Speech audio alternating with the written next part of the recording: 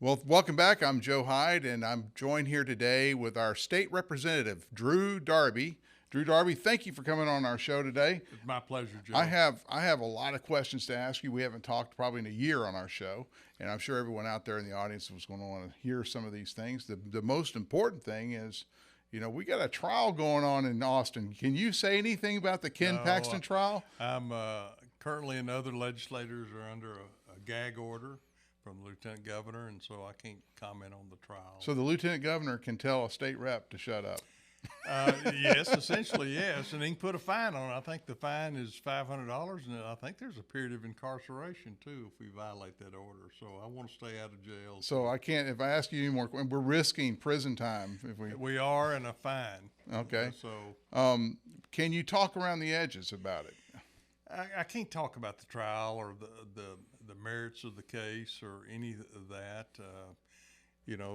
Even though we were clearly I'm a part of that, but I cannot talk about the merits of the trial. Well, one of the things that's interesting to me, because I'm in the media, is I've been watching the social media world kind of swirl, and the Paxton trial has really brought some of that up, where there seems to be a lot of activity online, pro Paxton primarily, but there's pro and anti, but there's mostly pro Paxton stuff online. But you go look in the galleys of the Senate, there's no one there. There's no one there, and that astounded me. I thought those tickets would be very, very important to have, and people would want to watch it live, and it just has not happened. But what you're seeing is online, you're seeing these proclamations of support for Paxton. And it almost seems like if you're looking at my Twitter feed, for example, that everyone's thinking this is a grand conspiracy against the right wing of the Republican Party. This has become a rhino Republican versus true conservative kind of fight, and this is for the heart and soul of the Republican Party. And all these people that are online are for the heart and soul, which is the conservative right wing, Trumpian MAGA wing of the Texas Republican Party. What I have noticed, I mean, I've done a lot of investigation. Like Texas Monthly came out with a story about it. That interesting enough, Brad Parscale, who was Trump's digital media guy, right? He suddenly showed up in Midland, Texas, with Tim Dunn, and Tim Dunn's put $5 million into this company called AI Advertising, which is somehow connected with Influenceable, which is a pay for tweet kind of operation where the Texas Monthly signed up for it. I actually got the form. Okay. I didn't sign up for it, but I saw the form, the Google Docs form that you fill up and you put as an influencer. As an influencer, Okay. yeah. And I was thinking, wow, to do this. And the Texas Monthly guy's smarter than me. He went ahead and did it, and he got paid $100 through like Vimeo or something by Brad Parscale's wife for Really? posting a pro Paxton tweet. Now, the reason why I don't want to go into the Paxton thing, the reason why I bring this up is the Texas legislature has a lot to do with what the Texas Ethics Commission says about how you report your campaigns. Now, I know as a candidate for county judge, I mean, all the fine print you had to put on your signs, and about how you had to put highway right of way, all that's said, and you had to disclose in your finance statements who you're spending money with, who gave you money, that kind of thing. Yes. When you think that it would be important in the state of Texas for the Ethics Commission to have rules or laws where if you're being paid to tweet in favor of a politician, that you have to disclose it? Exactly, and I would bet that the next legislative session will include specific discussion on how on this issue and how do we deal with it. Certainly, disclosure is important. I think anybody that reads a tweet or another message needs to be aware that that person posting that post is being paid to do so. Does that affect your view of the message in that post? I would hope it would. I would think it does, because if you had this groundswell of support for one candidate, which is basically what this is, it's a political fight in the Senate. If you had this political support for Paxton, where is it in real life? It would be, those galleys would be full of supporters. Exactly, and I think one of the, this ties into another concern. I've listened to a couple of presentations recently about the impact of AI, not the company AI, as Right. you just described. Artificial intelligence. Artificial intelligence, and the reality is they now have the ability, and have had for a period of time, the ability to duplicate our images, our digital images, just like we're doing now, alter them, change them, use our own words and our own voice to say things that we did not say. I am very concerned about that. I'm very concerned about the distortion of reality based upon an artificially generated image, likeness, or words that will distort our political perception. We're seeing AI play out in the realm of fraud, especially elderly fraud. There are several instances where, for example, a granddaughter called a grandmother and said, "Grandmother, I am in trouble. I've just been stopped. They're telling me that I've got to pay $600 or they're going to put me in jail. Would you please send $600 and we'll have a messenger pick that up at the door?" And it's happened. There are tens of millions, billions of dollars, if you will, in fraud being generated today over use of artificial intelligence to distort name, image, likeness, and our words in order to achieve a goal. And if we can't have a fundamental understanding of what's reality and what's truth, then I think we have lost our way. And so I fully anticipate a very meaningful and robust discussion in the legislature when we meet next in 2025 over artificial intelligence, the impact that has on our not only our lives, but certainly our political messaging. There should be and must be, in my opinion, a disclaimer on that video that AI was used in the production of this either campaign ad or other ad. Likewise, I think that if we have paid influencers, as you've said, that are engaged in trying to move the needle or move public opinion, I think the public ought to be aware of that. And I think you think the state has a role in regulating that and forcing absolutely, people to absolutely. I think this is not about free speech. Certainly, what you're discussing is not free speech. Right. It is paid speech, right, and it is paid for a political purpose, and that ought to have ramifications in the ethical world of politics and government.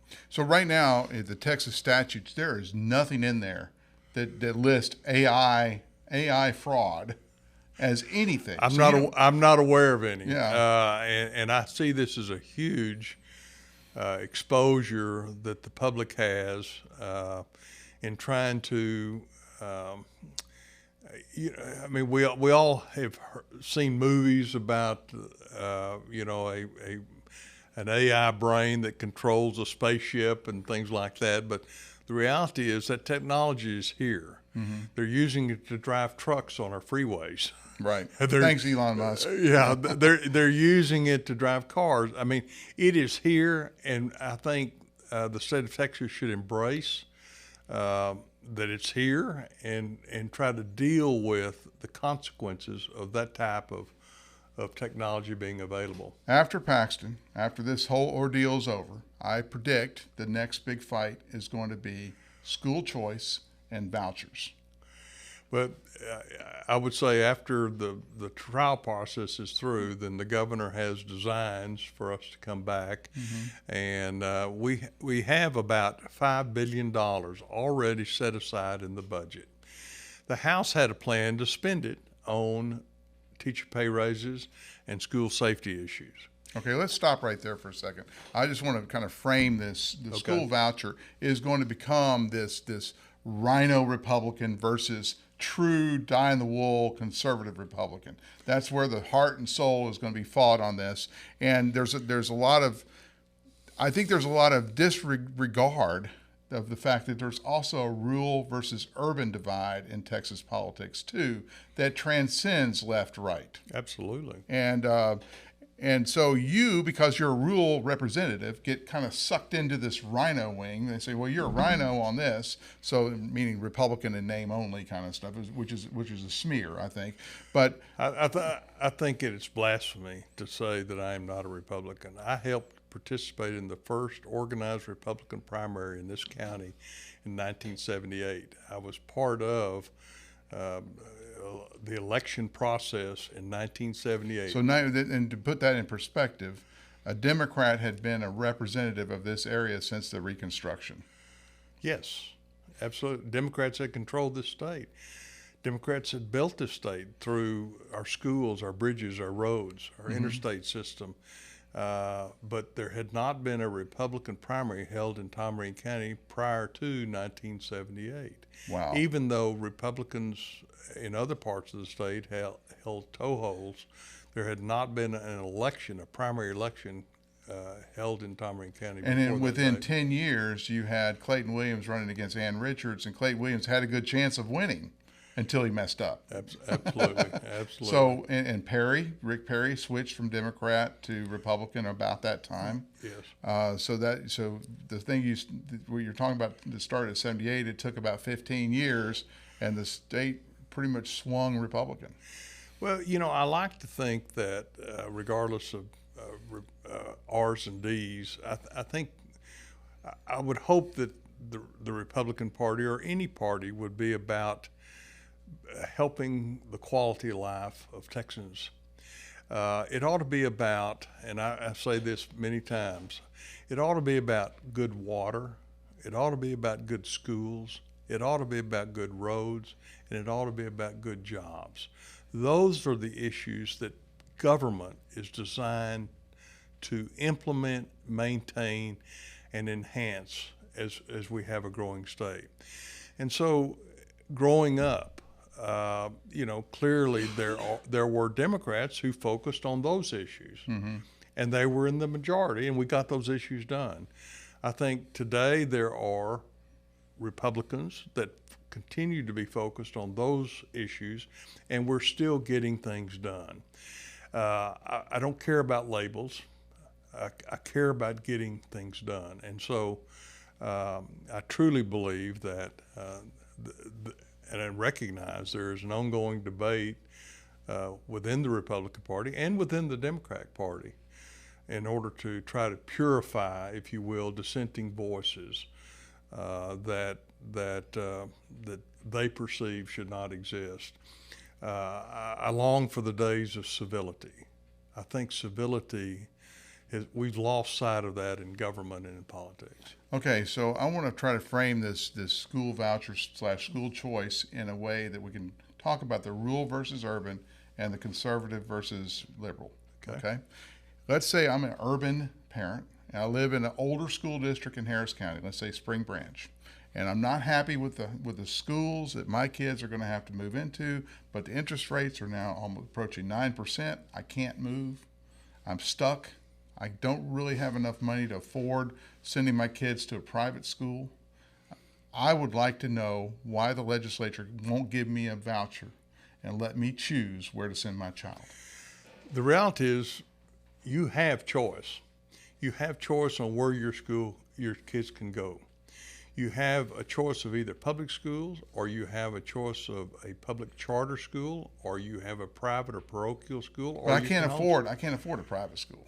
So we're talking to the middle to lower income guys. So the answer is we've got to fix our public school.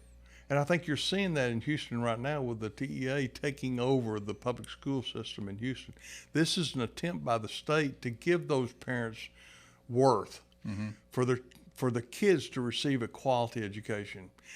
I hate that we had to go to that, but I recognize and applaud the TEA being willing to go into that school district, take it over, replace the board of trustees, and make some very painful decisions. They fired superintendents, they have fired principals. They are trying to make a difference to the parents in those schools. But clearly taking public dollars and diverting those to private or parochial schools without any accountability, without any open enrollment policy. Just because you have a voucher does not mean that there would be an option that would take that child. Now, the proponents of vouchers will say that there's already some governing controls inside the existing legislation. For example, if your child is already in a private school, now you're not eligible for the voucher next year. Correct. So, All of this, in my opinion, is simply window dressing. They want their toehold in the legislation, in statute that has this program available. Then it's simply a matter of adding to that program at some point in the future with money. Once you have the statutory framework that enables this type of public dollars to flow to private or parochial schools, then that all you need is more money. I prefer to try to fund our public schools in a manner in which they deserve. There are studies that are currently existing that say we're somewhere between $22 and $25 billion underfunded for our public schools. well, where are we going to get $25 billion more dollars? We can't. Okay. And so what we're trying to do is incrementally add to that. That's why we have $5 billion in the state's budget in order to more properly fund that. I prefer to do it through the basic allotment, which has not changed significantly in a number of years. Explain to the Basic audience what that allotment is. is a number, if you will, is a dollar figure that goes to each school for the students enrolled in that school. So it's and per it's student? ending, yes, and it's per student, and so that's around $6,150 or $60 right now. And so what one methodology of funding would be to take that $5 billion and simply increase the basic allotment from $6,160 to around $6,700, which would, a rising tide floats all ships, and schools can go ahead and give their teachers pay raises that they want or implement school safety policies, any policy that they deem necessary for funding their students. So that money would go into and we're going to get technical here, they'll go in the M&O side of school districts. Correct. The maintenance and Yeah, operations. but it allows locally elected school boards to make those decisions locally on how best to use those funds. And I think that's the best policy. We are somewhere, I believe, around $4 billion short on funding special education. One of the things that is especially troubling to me that we are currently failing is the inability to properly fund schools for special needs kids that have learning disabilities, that they're behind the curve and they need additional help. The only real avenue of support those students have and parents have is through the public schools. But they require additional money, additional teachers, additional classrooms, additional technology, additional equipment. All of that is critically important for that student. We are underfunding that. We have those programs available now. We're just not funding them. So when people talk to me about vouchers, I am very supportive of additional funds directed especially for special needs kids. I'm for that. That program's already there. I just want to fund it. But what I don't want to create is the ability to move those dollars. You brought it up. Houston, we have some failing school districts. Right. So the argument is, well, let's just create another program to allow parents in failing schools. When you're saying another program, the voucher framework. The voucher framework. And vouchers, when people talk about, quote, school choice, and they have done a remarkable job of trying to couch the discussion in terms of choice, school choice. Which parent would be against school choice? You want parental choice, and they have parental choice. Locally here in San Angelo, we have wonderful choice. We have a wonderful school system, public school system. We have a wonderful public charter school. We have wonderful parochial and religious schools. But the problem is the middle class, lower middle class parent cannot afford to send their kid to the Catholic school or Cornerstone, they're expensive. So they're saying if we get this voucher, it's going to be affordable for everyone. And so now that low-income kid has a chance. Well, that sounds wonderful, and I recognize that argument. The reality is, when I talk to those private schools and parochial schools, and say, you realize that if our money comes to you, then it's open enrollment. You'll have to take a special needs kid that shows up at your school, Or a kid with behavioral problems. Right. Or you'll have to account. You'll have to test. Public schools have to test to see where they are in the spectrum of learning. Mm-hmm. If you get public dollars, you're going to have to test. Oh, we don't want that. Mm-hmm. They want the money, but they don't want the obligations that come with public dollars and public school dollars. And that's the debate about. Whenever I talk to folks that are advocating this, who may own a school or attend a school like that, I said, if you get these dollars, you understand there will be accountability. Your kids will have to test. Mm-hmm.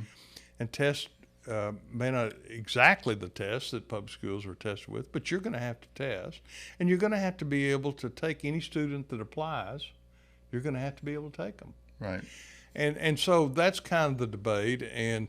But I'm of the position that let's just fund public schools. And again, the $25 billion, it's unattainable right now. Mm-hmm. But when you look, the $25 billion is what we talked about earlier. That's how much you estimate the entire Texas public school system needs from the state government, from the Texas legislature, in order to fix everything. Well, I don't know. To cause more problems, but to fully fund. Well, to fully fund, yeah. and clearly to adjust. Our current basic allotment is 14% behind because of inflation in just the last 2 years. Mm-hmm. We're talking about 2 years worth of inflation, 14%. Right. That has not been funded. So our schools, SAISD, WAL, all these school districts are having to live in the reality that they're getting less real dollars to educate their kids than they did in 2019. Mm-hmm. That's unacceptable. And so let's focus in on making that right. Let's give them the resources that they need to educate our kids, which I think is the primary responsibility of government.